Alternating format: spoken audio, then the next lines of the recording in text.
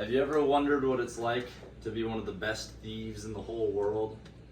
Because if so, I have a tale for you. This is Crook and Crack, a folk tale from Italy. Once upon a time, there were two thieves, one of which was named Crook and the other was named Crack. Crack's whole goal in life was to meet the other infamous thief, Crook. And he achieved this one day in a bar. He was getting a drink, and he was passing the time after an especially long day of thieving. And he went to check his watch, and he noticed, poof, it had disappeared.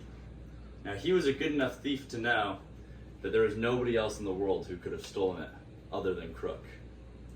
And so he looked around him, and he determined who he believed Crook was. And right before that man was about to pay, he stole the wallet out of his back pocket. And Crook spun around when he had tried to pay and noticed he had no wallet and said, "I guess we're working together." And so then they became a duo, the best thieving pair in the whole world.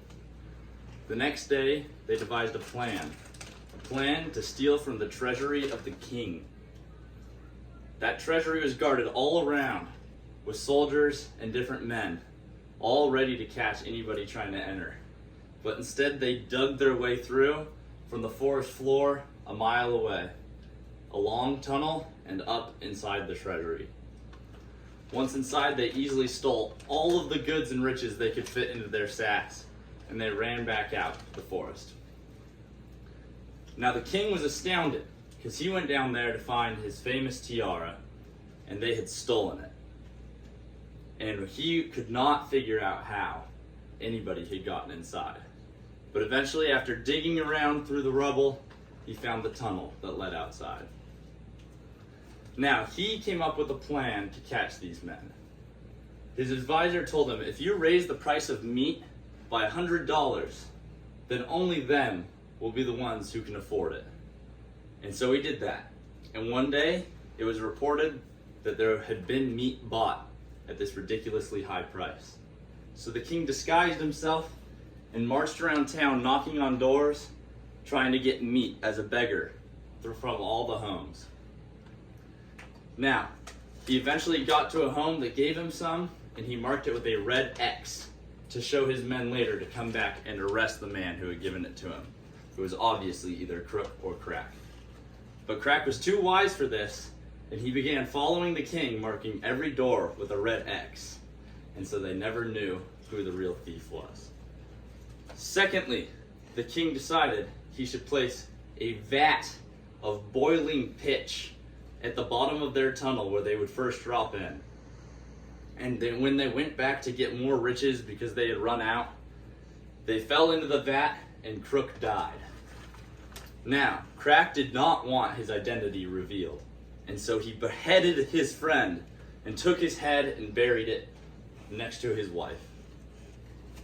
Now, the king was furious, and he decided that he should drag the body of Crook through the streets, and by the sound of his wife's crying as she saw him going through the streets, he would figure out who the thieves were. But Crack was there comforting Crook's wife at the time, and right as the body went by and she began to scream and cry, he knocked all of the dishes off the shelf so that they couldn't hear it. They just heard the sound of broken dishes. So finally, the king decided he had had enough and accepted he could not catch the thieves. And so he offered a complete reward of no guilt and no punishment if the remaining thief Crack could steal the sheets off his bed while he slept that night. And so Crack snuck and got himself a dead body, and that night hoisted it up in front of the king's window. And when he did that, the king woke up and saw somebody trying to sneak in, and he shot him.